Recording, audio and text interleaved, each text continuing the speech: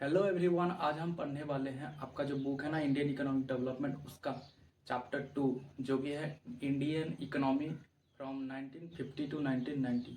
तो बेसिकली हम इसमें ये पढ़ेंगे कि इंडियन इकोनॉमी का जो स्टेटस था ना, और 1950 से लेके 1990 के बीच में क्या था, क्या क्या चेंजेस हुआ, क्या क्या इकोनॉमिक पॉलिसी चेंजेस आए इस टाइम में, जो हमारा 5 ईयर प्लान सब क्या क्या थे, कैसे कैसे चेंजेस आई, ये सब हम डिस्कस करने वाले हैं। ठीक है।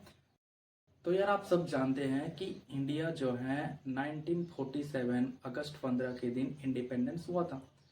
तो इस दौरान इंडियन जो लीडर्स थे उनके पास ये चॉइस था कि वो अपना नेशनल बिल्डिंग जो है ना किस तरह का कर सकते हैं, वो क्या क्या चेंजेस ला सकते हैं, कौन सा सिस्टम को अप्लाई कर सकते हैं, ताकि हमारा जो इंडिया का जो पॉवर्टी था उस टाइम में, जो अनएम्प्लॉयमेंट था और भी बहुत सारे जो प्रॉब्लम था ना, उसको कैसे वो लोगों ने ओवरकम किया।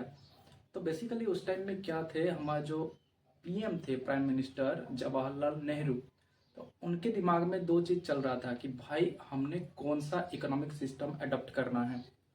तो उस टाइम में मेन दो इकोनॉमिक सिस्टम थे। फर्स्ट था कि यार कैपिटलिज्म अडॉप्ट करें जैसे कि यूएस वगैरह में चलता था, या फिर हम सोशियलिज्म को अडॉप्ट करें जो कि हमारा अभी कहाँ चलता है, रशिया में चलता है। तो इस टाइम में ये दो चॉइस था कि या तो हम सोशलिज्म की तरफ जाए या हम कैपिटलिज्म की तरफ जाए। पर जो हमारा जवाहरलाल नेहरू थे ना, उनका ज़्यादा झुका हुए थे उन्होंने कि भाई सोशलिज्म की तरफ उनको जाना था ज़्यादा।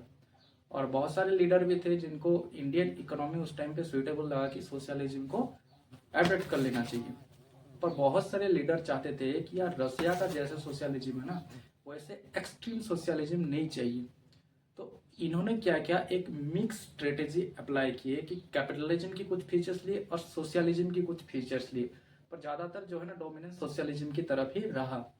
और सोशलिज्म में क्या होता है कि गवर्नमेंट का जो कंट्रोल है ना, वो बहुत ज़्यादा होता है और प्राइवेट एंटरप्राइज वगैरह नहीं होते। पर इंडिया में ऐसा कुछ सिनेरियो था ही नहीं।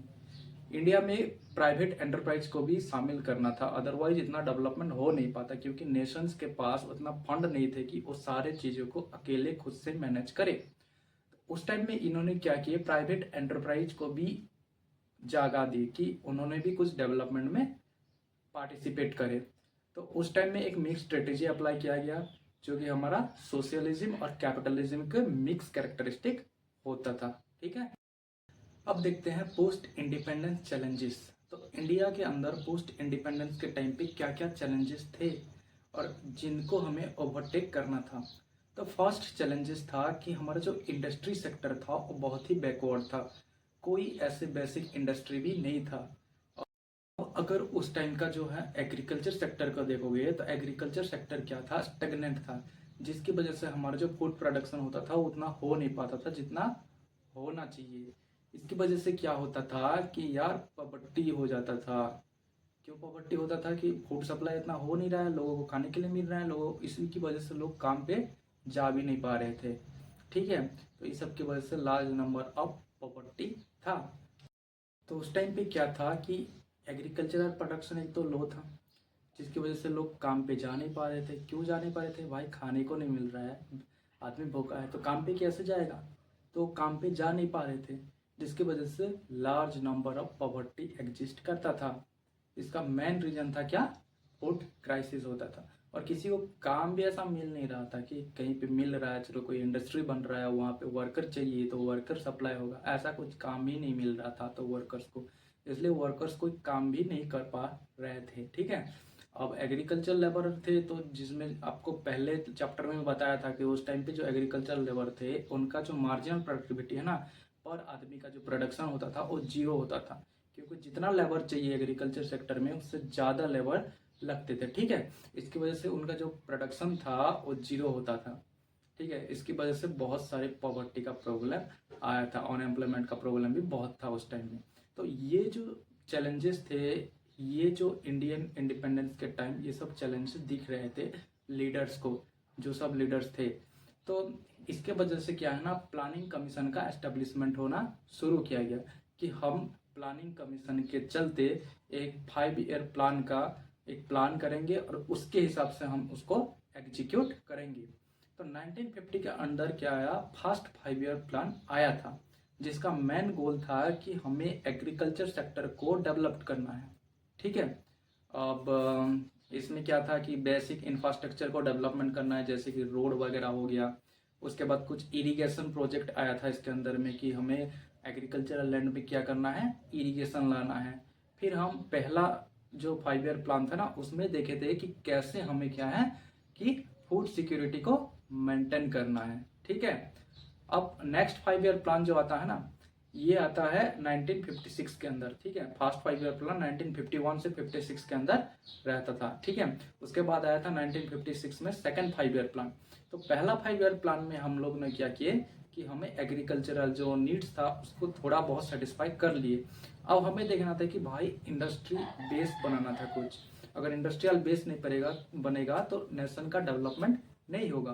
तो इसके लिए हमें सेकंड 5 ईयर प्लान में जो है ना, इंडस्ट्रियल बेस बनाने की कोशिश किया गया, जिसमें हम लोगों ने क्या बोलते हैं, महालनोबिस प्लान के हिसाब से हमने प्लान को एग्जीक्यूट किया था। ठीक है, पर आपका जो एक किताब है ना, इसमें ऐसे particular first 5 year plan, second 5 year plan, third 5 year plan, ये सबको ऐसे पर्टिकुलर पढ़ना नहीं है। आप हायर स्टडी में ये सबको पढ़ेंगे। तो इसमें आप बेसिकली ये पढ़ेंगे कि हमारा जो 5 ईयर प्लान था उसका हमारा क्या क्या ऑब्जेक्टिव था, क्या क्या गोल था, बस इसको दिया हुआ है। तो मैंने आपको 2 प्लान बना दिया कि फर्स्ट 5 ईयर प्लान में जो है एग्रीकल्चर को इम्पोर्टेंस दिया गया, सेकंड 5 ईयर प्लान में जो है ना इंडस्ट्री को इम्पोर्टेंस दिया गया। ऐसे थर्ड 5 ईयर प्लान आया, फोर्थ 5 ईयर प्लान आया, ऐसे प्लान सब आए थे। पर आपकी किताब में जो है ना ये सबको इतना इम्पोर्टेंस दिया नहीं गया है, और ये सबसे उतना क्वेश्चन भी नहीं आएगा। तो आपको क्वेश्चन में आ सकता है कि what are the goals of 5 year plans. तो इसमें चार पांच पॉइंट आएंगे, उसको लिख के आपको डिस्क्रिप्शन करना है। बस ये एक लॉन्ग क्वेश्चन आ सकता है। तो चलिए इसको देखते हैं। ठीक है, तो आपका जो पहला गोल था ना 5 ईयर प्लान का, तो वो था कि हमको चाहिए ग्रोथ। उस टाइम में इंडिया का जो होना ग्रोथ बहुत ही लो था। तो 5 ईयर प्लान का पहला मोटिव था, पहला गोल था कि भाई हमको चाहिए रैपिड इकोनॉमिक ग्रोथ, जो कि हमें इंडस्ट्रियलाइजेशन और मॉडर्नाइजेशन से आएगा। इसलिए आप देख सकते हैं कि सेकेंड 5 ईयर प्लान में जैसे ही थोड़ा एग्रीकल्चर में ठीक ठाक डेवलपमेंट हुआ, तो हम लोगों ने इंडस्ट्री सेक्टर को शिफ्ट कर लिया, और सेकेंड 5 ईयर प्लान में बहुत सारे स्टील प्लांट वगैरह आए थे। ठीक है, अब सेकेंड गोल ये है कि मॉडर्नाइजेशन। तो 5 ईयर प्लान के चलते हम लोगों को क्या करना था, इंडिया जो एग्रेरियन इकोनॉमी था उसको हमें इंडस्ट्रियल में ट्रांसफर करना था। तो मेन मोटिव था कि भाई हमें डेवलपमेंट करना है, और ये जो ग्रोथ और डेवलपमेंट कहाँ से आएगा, इंडस्ट्री से आएगा। क्योंकि इंडस्ट्री में क्या है ना, ग्रोथ ज़्यादा होता है, लार्ज नंबर ऑफ जो है ना एम्प्लॉयमेंट जनरेट होता है। क्योंकि उस टाइम में बहुत सारे अनएम्प्लॉयमेंट थे इंडिया में, तो हमें चाहिए था एम्प्लॉयमेंट। तो लार्ज नंबर ऑफ एम्प्लॉयमेंट के लिए हमें इंडस्ट्रियल सेक्टर को डेवलप करना था। तो हमारा सेकेंड मोटिव क्या था कि भाई मॉडर्नाइजेशन करना है, हमें एग्रेरियन इकोनॉमी से ट्रांसफर करके हमें इंडस्ट्रियल इकोनॉमी बनाना है। ठीक है, ये था हमारा सेकंड गोल। अब थर्ड ऑब्जेक्टिव जो था वो था सेल्फ रिलायंस। भाई उस टाइम में क्या था कि हमें बहुत ही मुश्किल से 200 साल के इंतजार के बाद इंडिया को इंडिपेंडेंस मिला था, और हमें कोई रिस्क नहीं लेना था। इसलिए हम लोगों ने क्या है ना, सेल्फ रिलायंस के लिए बहुत ज़्यादा इम्पोर्टेंस दिए थे। ठीक है, क्योंकि हम किसी नेशन के ऊपर डिपेंडेंट नहीं होना चाहिए थे किसी भी चीज़ के ऊपर। ठीक है, क्योंकि हमें बहुत मुश्किल से इंडिपेंडेंस मिला था, और हम लोगों ने झेला है कैसे हमें इंडिपेंडेंस मिला है। तो ठीक है, तो सेल्फ रिलायंस के लिए खुद का इंडस्ट्री बिल्ड करना, खुद से इंफ्रास्ट्रक्चर बिल्ड करना, ये सब हमने स्टार्ट कर दिए थे। आपका नेक्स्ट जो गोल था ना वो था इक्विटी। तो भाई जो हमारा इनइक्वालिटी बहुत ज़्यादा था उस टाइम में इंडिया के अंदर। ठीक है, अभी भी थोड़ा बहुत इनइक्वालिटी, थोड़ा बहुत क्या बहुत ज़्यादा अभी भी इनइक्वालिटी है। तो हमारा उस टाइम में से ही मोटिव था कि भाई हमें 5 ईयर प्लान के चलते इनइक्वालिटी को जो है ना कम करना है, हमें इक्विटी लाना था। ठीक है, ये भी हमारा एक प्राइम मोटिव था 5 ईयर प्लान का। पर आप अगर अभी भी देखोगे ना, अभी भी बहुत सारा इनइक्वालिटी है इंडिया के अंदर। आप देखोगे तो देश का जो जीडीपी है ना, वो 10% पीपल के पास 50% का जीडीपी है, और बाकी जो है ना 90% के पास 50% का अब जीडीपी का, ठीक है, पूंजी है। तो अब नेक्स्ट देखते हैं इंडस्ट्रियल पॉलिसी ऑफ 1956। आपको आपको पता ही है कि मैं बोला था कि सेकंड 5 ईयर प्लान में है जो ना, हम लोगों ने इंडस्ट्रियल बेस को एस्टेब्लिश करना शुरू कर दिए थे। और इस प्लान में हम मोहालोनोबिस प्लान भी बोलते हैं, और इसके अकॉर्डिंग हमने चले थे। तो 1956 में क्या है ना, ये जो है पॉलिसी लाया गया था, ठीक है, इंडस्ट्रियल पॉलिसी। तो इसका मेन पॉइंट था कि हमें जो है ना पब्लिक सेक्टर को बहुत ज़्यादा मेंटेन करके रखना है, ठीक है। आता है कि हमें हैवी इंडस्ट्री को बिल्ड करना चाहिए। तो इसलिए बहुत सारे हैवी इंडस्ट्री वगैरह बिल्ड हुआ था, जैसे कि स्टील, मशीनरी, उसके बाद सीमेंट इंडस्ट्री। तो ये सब हैवी इंडस्ट्री बिल्ड हुआ था क्योंकि हमें एक इंडस्ट्रियल बेस चाहिए था उस टाइम के लिए, ठीक है। अब नेक्स्ट पॉइंट आता है कि भाई हमें प्राइवेट सेक्टर को भी इंक्लूड करना था। तो हम लोगों ने क्या किए, प्राइवेट सेक्टर को भी इंक्लूड किए थे, ठीक है। अब देखते हैं एग्रीकल्चर सेक्टर को उस टाइम के अंदर, जो 1950 और 1990 के टाइम फ्रेम है, उस टाइम के अंदर एग्रीकल्चर का क्या क्या डेवलपमेंट होना शुरू हुआ था। तो हम लोगों ने जैसे ही क्या हुआ, इंडिपेंडेंस आया था, उस टाइम में क्या था कि जो लैंड वगैरह थे वो बहुत सारे लैंड वगैरह क्या थे कि जमींदार के पास थे, ठीक है। जमींदारी सिस्टम चलता था, आपको पता ही है, पहला लेक्चर में मैंने बोला था कि उस टाइम में जमींदारी सिस्टम चलता था। तो जो बहुत सारा लैंड का रजिस्ट्रेशन था वो जमींदार और जो बड़े बड़े आदमी हैं उनके नाम पे था। जो एक्चुअल फार्मर है ना, उनके पास लैंड का रजिस्ट्रेशन नहीं था। तो हमारा पहला मोटिव था कि भाई हमें जो है ना लैंड रिफॉर्म लाना है। इसलिए क्या है कि लैंड रिफॉर्म लाया गया था 1950s में, ठीक है। तो लैंड रिफॉर्म में बेसिकली क्या किया गया था कि जो बहुत सारे जो लैंड जिसका नाम पे ये जमींदार वगैरह का नाम है ना, उसको क्या किए थे हम लोगों ने फार्मर, एक्चुअल फार्मर के नाम पे किए थे। और एक आया था लैंड सेलिंग, मतलब हम लोगों ने एक सेलिंग लगा दिए थे, एक अपर लिमिट लगा दिए थे कि आपको इतना हेक्टेयर का लैंड रखना है, उससे अगर ज़्यादा रखोगे तो वो गवर्नमेंट के नाम होगा। इसलिए लैंड सेलिंग लाया गया था, जिसके वजह से जो है ना, जो बहुत सारे लैंड ज़्यादा ज़्यादा रखते थे तो जो बच जाता था ना लैंड, उसको जो एक्चुअल फार्मर थे, जो टीलर्स थे, उनको क्या था डिस्ट्रीब्यूशन कर दिया जाता था, ठीक है। ये था लैंड सेलिंग। ये इतना इम्पोर्टेंट नहीं है, आपका जो मेन क्वेश्चन में आएगा वो है ग्रीन रिवोल्यूशन, जो कि बहुत ज़्यादा इम्पोर्टेंट है, ठीक है। तो अब देखते हैं ग्रीन रिवोल्यूशन, ठीक है। तो आपको पता ही है कि उस टाइम पे क्या था, एग्रीकल्चर सेक्टर स्टेगनेंट था। और जो है ना इंडिया का 75% पॉपुलेशन जो है ना एग्रीकल्चर के ऊपर डिपेंडेंट थे। तो हमारे लिए ये बहुत ज़्यादा चैलेंजेस था कि हमें यार एग्रीकल्चर में डेवलपमेंट चाहिए। तो इसकी वजह से क्या है ना, हम लोगों ने बहुत सारा कोशिश करना स्टार्ट कर दिया, बहुत सारे रिसर्च किए। तो अब तक जो ग्रीन रिवॉल्यूशन आया था ना, ये आया था 1960s के अंदर, लगभग 1965 या 66 के अंदर आया था ये, ठीक है ना।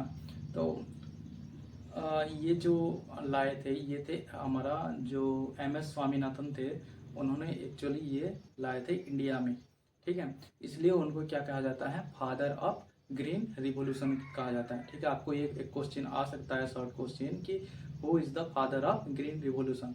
तो MS स्वामीनाथन जो थे ना, वो फादर ऑफ ग्रीन रिवॉल्यूशन थे। तो भाई जाहिर सी बात है, उस टाइम में स्टेगनेंट क्यों था, तो इसलिए स्टेगनेंट था क्योंकि हमें क्या है ना, जो हमारा यूज होता था कैपिटल वगैरह, वो प्रिमिटिव था, ठीक है। प्रिमिटिव टेक्निक था। हम लोगों ने कोई ट्रैक्टर नहीं खरीदे थे, कोई ऐसा इरिगेशन फैसिलिटी नहीं था। इरिगेशन, हाँ, उस टाइम में क्या था ना, ज़्यादातर जो ज़मीन था, ज़्यादातर क्या, लगभग सारे ज़मीन जो थे ना, वो डिपेंडेंट थे मानसून के ऊपर। और इंडिया में जो है ना मानसून का इरेगुलरिटी रहता है, ठीक है। किसी साल अच्छा बारिश हो गया तो फसल अच्छा आया, अगले साल अगर बारिश नहीं हुआ तो फसल अच्छा नहीं आया। तो इसकी वजह से भी जो हमारा प्रोडक्शन था ना, वो लो था। तो हम लोगों ने ये सब के जो है ना, इस सब में ज़्यादा काम करना स्टार्ट कर दिए थे 1960 में, क्योंकि हमें चाहिए था एक फूड सफिशिएंसी, ठीक है।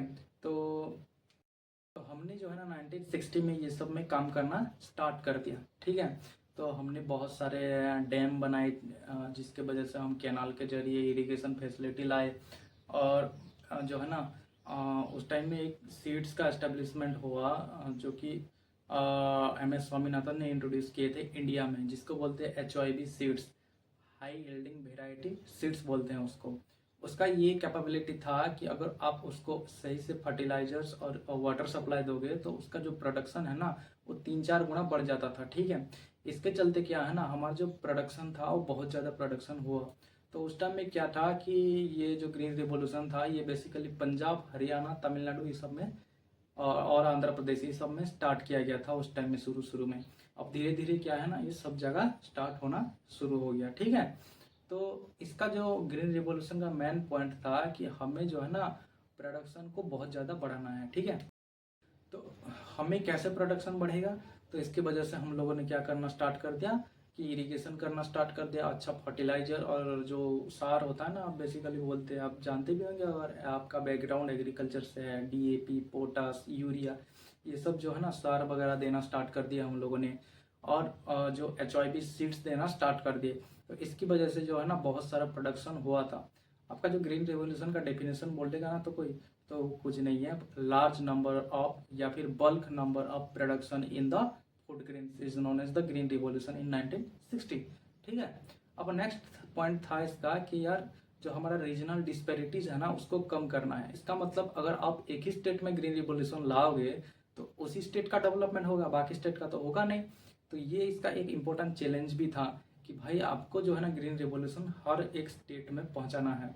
तो धीरे धीरे ये क्या है ना हर स्टेट में पहुंचाना स्टार्ट करने लगे, ठीक है। हमारे पास एक और इम्पोर्टेंट चैलेंज भी था कि भाई ये जो हम फर्टिलाइजर्स वगैरह यूज कर रहे हैं इसका जो एनवायरमेंट इम्पैक्ट है ना वो थोड़ा डिफिकल्ट था कि भाई हम अगर ये सब यूज ज़्यादा करेंगे तो हमारा जो लैंड है ना सॉइल वो डिस्ट्रॉय होना स्टार्ट हो जाएगा। ऐसे आजकल देखते हैं कि जो ज़मीन वगैरह है अगर उसमें अगर हम एक्सेसिव फर्टिलाइजर यूज करेंगे तो अगर आप इस साल कर रहे हैं तो अगले साल अगर फर्टिलाइजर यूज नहीं करेंगे तो आपका जो फसल है ना वो बिल्कुल नहीं हो रहा है, ठीक है। तो इसका मेन एक चैलेंजेस है कि भाई हम एक्सेसिव फर्टिलाइजर के चलते क्या है ना एनवायरमेंटल डिग्रेडेशन कर रहे हैं, ठीक है। अब आपको एक क्वेश्चन ऐसे भी आ सकता है कि what is the benefit of green revolution. तो ग्रीन रिवॉल्यूशन का ये पहला बेनिफिट था कि हमें जो है ना फूड में सरप्लस फूड हमारा जनरेट हुआ। तो फूड सफिशिएंसी जो है ना इंडिया के अंदर आया। तो हम फूड के लिए किसी भी कंट्री के ऊपर डिपेंडेंट नहीं रहे। जैसे कि हम पहले फूड इंपोर्ट करते थे अमेरिका और ब्राज़ील वगैरह से, ठीक है। अब हम फूड के लिए किसी भी कंट्री के ऊपर डिपेंडेंट नहीं थे, अब हम खुद का फूड खुद प्रोडक्शन कर रहे थे, ठीक है। पॉइंट दे सकते हैं इसमें कि यार हमारा जो पॉवर्टी है ना वो धीरे धीरे रिड्यूस होना स्टार्ट हो गया ग्रीन रिवॉल्यूशन की वजह से। क्यों स्टार्ट हो गया भाई पॉवर्टी रिडक्शन? क्योंकि लोगों को जो है ना खाने के लिए फूड मिल गया। अगर आपको फूड मिल गया तो आप काम करने के लिए जाएंगे कि नहीं? तो इसकी वजह से जो है ना लोग फूड फूड सिक्योरिटी जब मेंटेन हो गया, जो ठीक हो गया, तो लोगों ने काम करना स्टार्ट कर दिया। तो हमारा जो पॉवर्टी था ना वो धीरे धीरे कम होना शुरू हो गया। अब इसमें थर्ड पॉइंट आ सकता है कि भाई जो फार्मर्स इनकम है ना वो इंक्रीज हुआ। अगर आप बल्क लेवल पे प्रोडक्शन कर रहे हैं एग्रीकल्चर सेक्टर में तो आप जो फार्मर का इनकम है ना वो ऑब्वियसली बढ़ेगा, ठीक है। हम एक्सपोर्ट भी करना स्टार्ट कर दिए थे तो जो फार्मर इनकम है ना वो धीरे धीरे बढ़ना स्टार्ट हो गया था। तो ये सब जो है ना ये सब ग्रीन रिवॉल्यूशन का बेनिफिट था।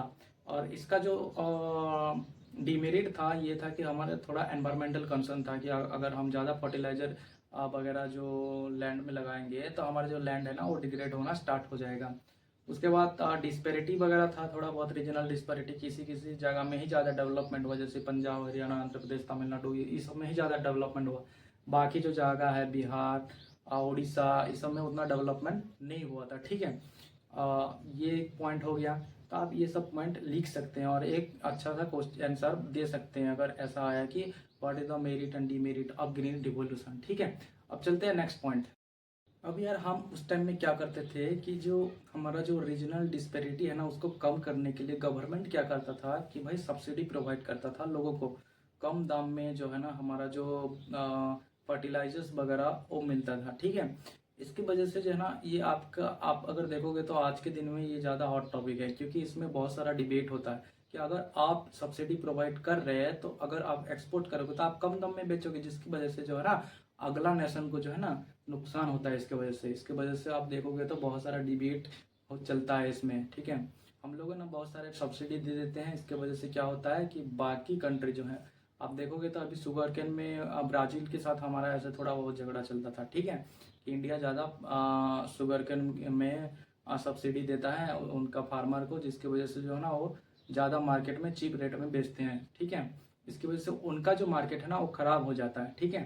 तो ये भी एक हॉट टॉपिक था उस टाइम में, ठीक है, कि सब्सिडी देना या नहीं देना है। पर गवर्नमेंट देता था सब्सिडी थोड़ा बहुत, क्योंकि हमें रीजनल डिस्पैरिटी को कम करना है। जो पुअर फार्मर है वो क्या है ना, उतना फर्टिलाइजर अफोर्ड नहीं कर सकता है भाई, तो उसको क्या चाहिए, थोड़ा बहुत सब्सिडी चाहिए था, ठीक है। अब नेक्स्ट यार देखते हैं कि जो 1960 के दौरान था ना, उस टाइम में इंडियन इकोनॉमी में बहुत सारा सेटबैक आया था, ठीक है।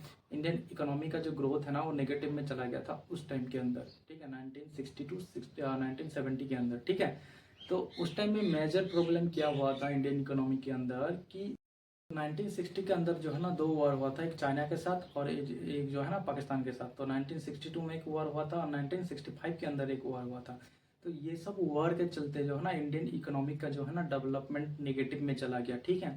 क्योंकि हमें वॉर के लिए बहुत सारे रिसोर्स चाहिए था, और उस रिसोर्स वगैरह को डेवलपमेंट करने के लिए हमें जो है ना इस एग्रीकल्चर सेक्टर, इंडस्ट्री सेक्टर, इस सब सेक्टर में जो है ना ध्यान कम देना पड़ा, क्योंकि हमारा जो रिसोर्स था उसको हम लोगों ने इस सब सेक्टर से हमें शिफ्ट करना पड़ा वॉर सेक्टर को, क्योंकि हमें ये वॉर जीतना था, ठीक है। और 2-2, 3-3 वॉर हुआ था इस टाइम में, तो इसकी वजह से जो है ना इंडियन इकोनॉमी का बहुत बड़ा सेटबैक आया था।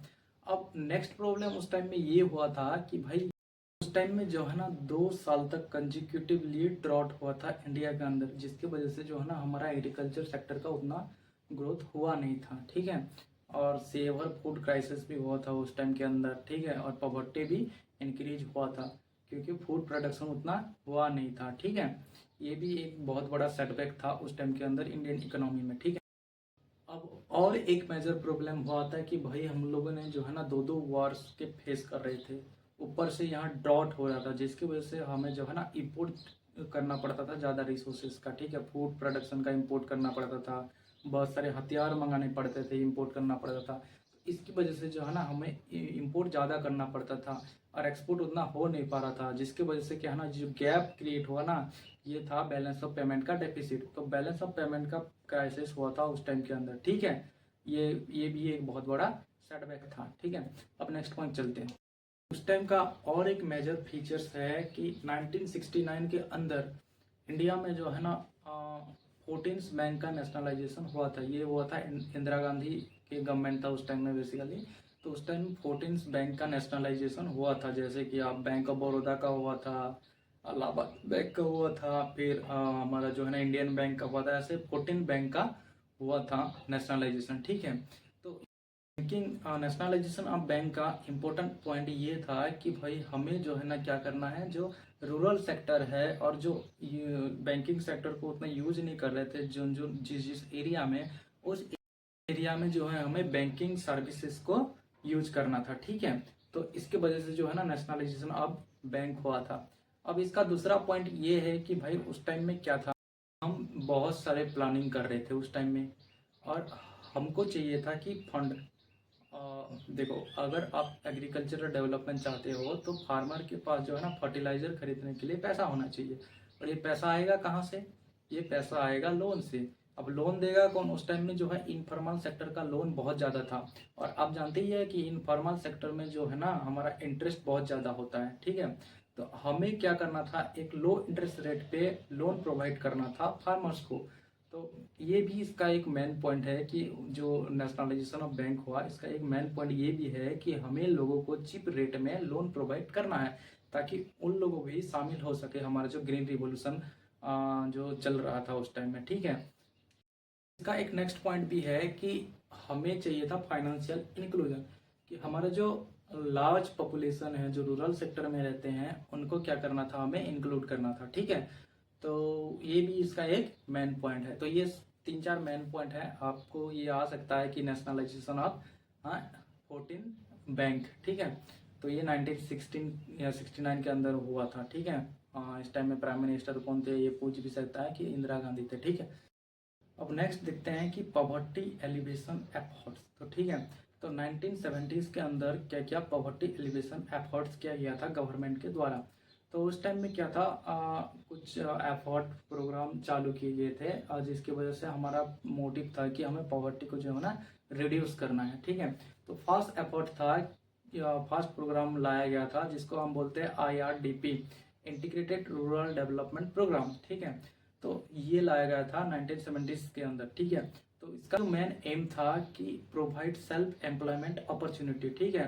तो हम जो रूरल पुअर हैं उनको सेल्फ एम्प्लॉयमेंट अपॉर्चुनिटी प्रोवाइड करना है, ठीक है। और जो रूरल पुअर का सोशियो इकोनॉमिक स्टेटस है उसको इम्प्रूव करना था। नेक्स्ट प्रोग्राम आया था फूड फॉर वर्क प्रोग्राम, ठीक है। तो इस प्रोग्राम का मोटिव था कि जो गवर्नमेंट के जो काम वगैरह होता था गांव वगैरह में, उसमें अगर आप काम करोगे ना तो आपको जो वेज है उसके बदले क्या देते थे, फूड सप्लाई करते थे।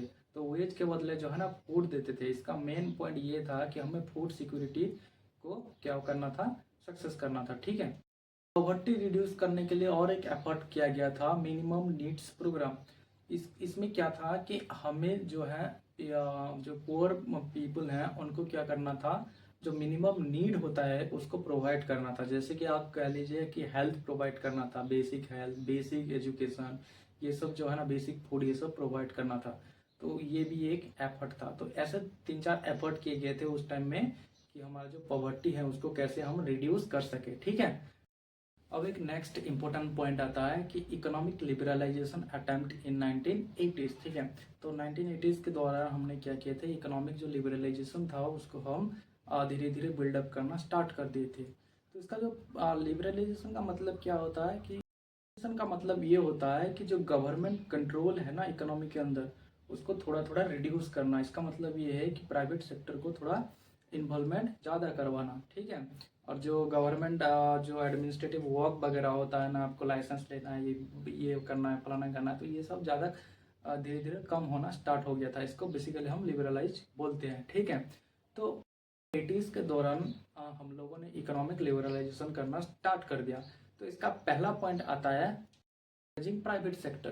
तो इसमें हम लोगों ने क्या किया था, प्राइवेट सेक्टर को एनकरेज किए थे कि आप लोग आओ, प्रोडक्शन करो बहुत ज़्यादा और एक्सपोर्ट करो, ठीक है। और इसके चलते हमने क्या किया कि जो फॉरेन सेक्टर है, जो फॉरेन इन्वेस्टमेंट है, वो भी इंक्रीज करना स्टार्ट कर दिया था कि फॉरेन जो इन्वेस्टमेंट है वो भी कर सकते हैं प्राइवेट सेक्टर के अंदर, ठीक है। इस उस टाइम में जो है ना 1980s के दौरान इंडियन इकोनॉमी में जो है ना परसिस्टेंट इन्फ्लेशन एग्जिस्ट कर रहा था, ठीक है।